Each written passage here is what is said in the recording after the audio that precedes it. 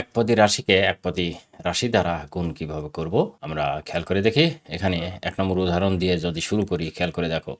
5x square y⁴ কে 3x square y³ দ্বারা গুণ করতে হবে। ওকে?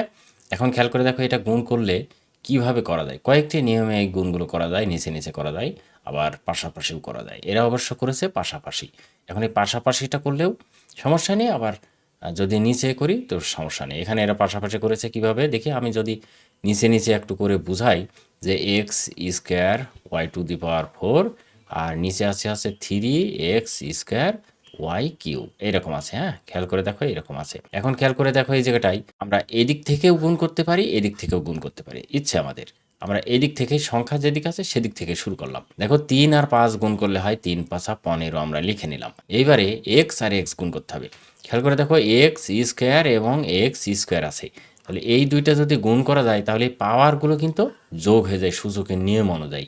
সেক্ষেত্রে আমরা এখানে লিখব এক্স 2 + 2 = একবারে কি 4 লিখব। এখন এই জায়গাটা আমরা এরকম ক্যালকুলেশন না করে কি করবো, একবারে 4 লিখবো। তার মানে x⁴ এই জায়গায় লিখবো হচ্ছে x⁴ হলো। এইবারে খেয়াল করে দেখো যে ওয়াই এখানে আছে 4টা আর এখানে আছে 3টা, ঠিক একই রকম যোগ করতে হবে।